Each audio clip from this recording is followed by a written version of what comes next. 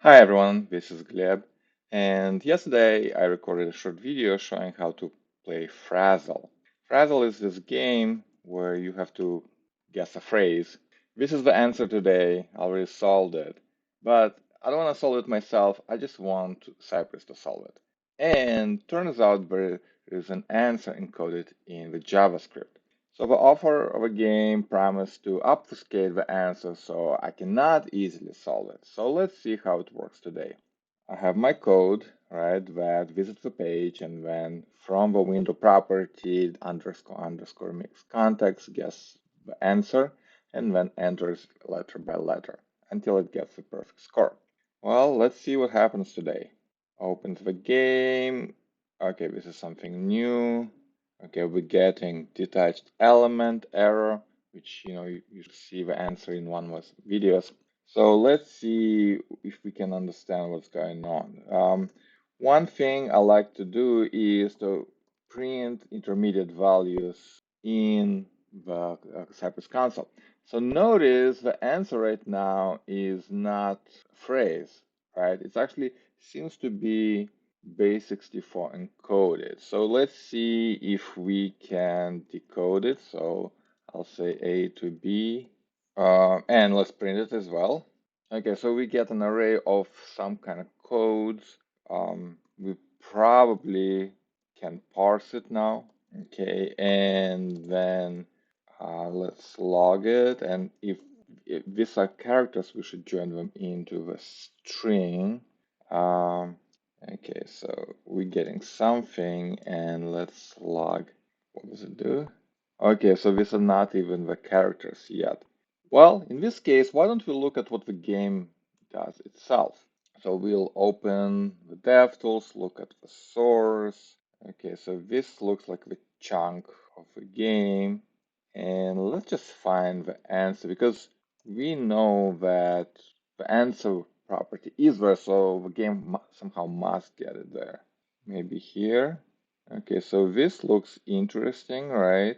Let's see, this is the code the game uses. Okay, so we stopped here and we're calling the function kn. Let me bump it up a little bit. And kn takes what we've done, right? Converts from base64, parses using JSON, and then from the character code, and what does it do? What is this value that it subtracts? Let's see. Okay, so from each character code, it subtracts 15, right, which is the second parameter, and then it gets a phrase.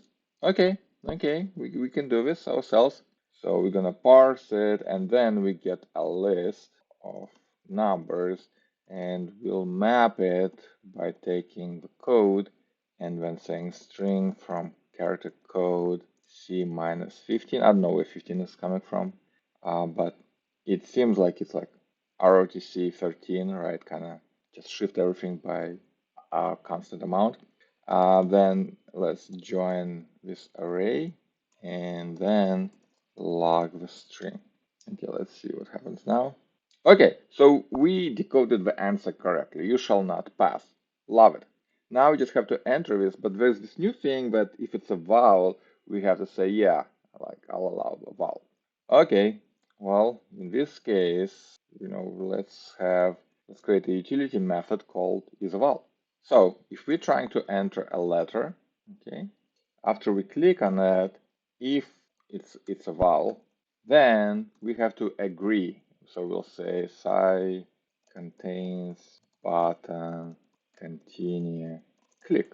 All right. Okay, so notice how it clicked, right? And then something happened.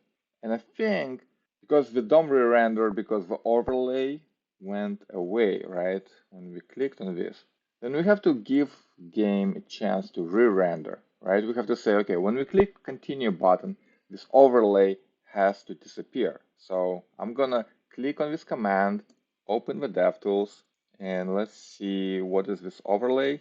Okay, data test ID overlay. So let's just add check for that overlay to go away. So we'll say sci get attribute data test ID equals overlay. Okay, so should not exists. So we'll wait for the application to render and for this to not exist. Okay, so now we're entering a bunch of letters correctly, and it seems like when we enter O again, all right, then we don't see the overlay again. So I think the logic of the game asks that do you want to continue for that vowel only if we haven't seen the vowel already. Okay, so we need to maintain a list of seen vowels. And right now it's empty, and we'll say, okay, every time you see a vowel for the first time, just push it. And then we can add has seen vowel, right? Where we'll check that list if we've seen that vowel. So it will say if it's a vowel and we haven't seen it before, then add it to the list of vowels we've seen, close the dialog, make sure it disappears, and then continue to the next letter. Okay, so pretty good. So this is how we updated our game to decode the answer and correctly enter it, including those vowel checks.